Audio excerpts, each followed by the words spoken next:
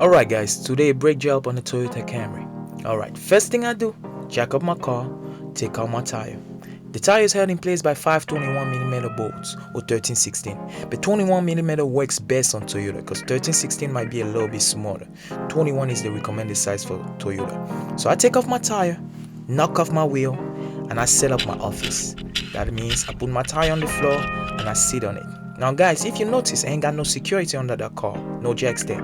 But please put you some security. Don't follow my way because I'm doing this quick.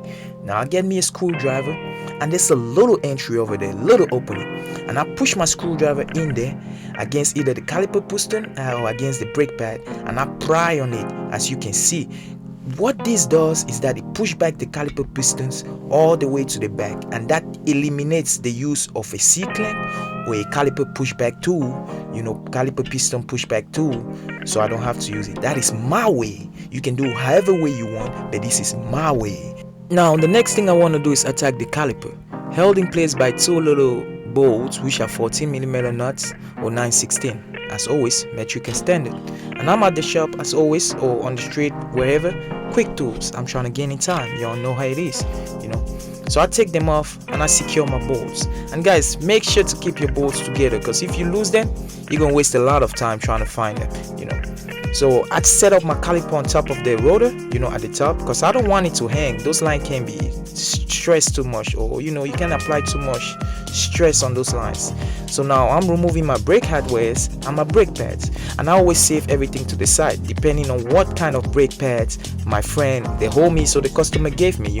There's some brake pads that don't come with new hardwares. Now I want to remove my caliper bracket, held in place by 70mm nut bolts or 1116, one in the top, one in the bottom. Now guys, those bolts are really tight. Sometimes I threaded with Loctite, the red one, permanent. But if you're at home or you don't have power tools, put you a wrench and a hammer, and it's gonna help you, give you that strength to get it free, and then you can ratchet it all the way up. So I'll pull off my rotor and I set it to the side. And what I can say is that if the rotor is stuck, just use a hammer and knock it off. Now that is my new rotor, and you see it shining. It's always coated with a thin layer of oil, to prevent it against rust during the storing and everything. It's recommended to use brake cleaner to clean it off, but the homie didn't bring it, so I didn't clean it. But I'm gonna tell you all this, it's gonna dry off as you drive. And you notice I take me a nut and I put it in the bottom and I thread it back in there. What that nut does is keep the rotor in position, so while I'm trying to reverse the step and put everything back together, the rotor is not gonna be wobbly or moving up and down and disturbing me. Now if you had new hardwares in your packages, which you should have, that's what I recommend. Swap them on the floor. It's better, it's easier. Compare and match. Pull out one, compare, match it.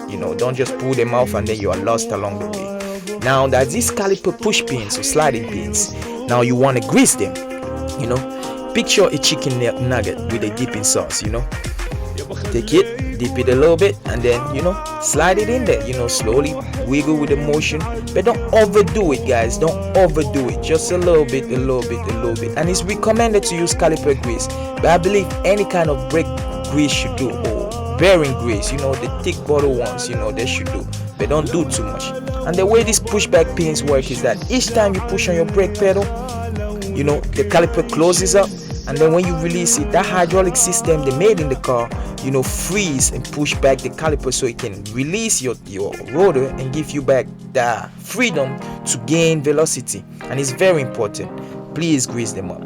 So from now on, you can say the video is over, because all you got to do is reverse the process. But I want to precise, while you're putting back these caliper bolts, guys, make sure they are really tight. I mean really, really tight, for your security purpose and for safety purpose. And what I do after using my impact, you can see I take me a wrench again and a hammer and I make it extra secure. That's a double check for me. Not too much, I don't want to break that bolt off, but extra secure, because I ain't got no Loctite to use on that. So that's my trick. Now once I know that it's secure and out of the way, I want to reinstall my brake pads. So I take my brake pads, and there'll be these little pins, these little hardwares that goes on the top of the brake pads. What those pins do is it's a reminder or a teller that lets you know when your pads are almost about to wear out, like when they are like 25 or 30%.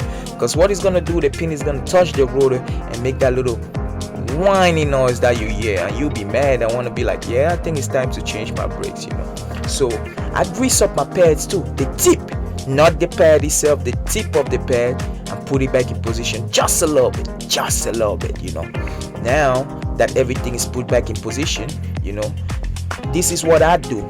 I take a little grease and I put around the caliper piston. That's what I do, because it's a metal and there's a lot of friction involved, and it helps save the lifespan of the caliper.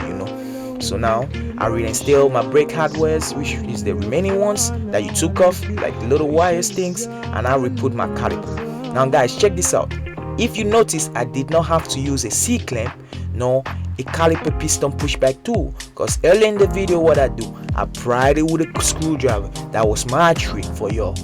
My trick, so you don't have to be like, oh, I need to buy this tool, I ain't got this tool. If you got the whatever I listed in this video, you are good to go, guys. But I make sure everything is nice and tight, take off my nut, clean up my area, put back my tire, and I'm good to go. But now check this out, very important, before you are good to go, make sure you tap or you push on your brake pedal 3 times, at least 3 times after the job is done. When I mean push on it, is push it all the way down, let it come back up, push it all the way down, and let it come back up. It helps recalibrate your caliper piston. And thank you guys for watching. I appreciate your time. Thumbs up, like and subscribe. And if it helped you, please drop a comment below and let me know. And if you think I need to get better, drop a comment below and let me know, guys. Remember, mechanic is fun, guys.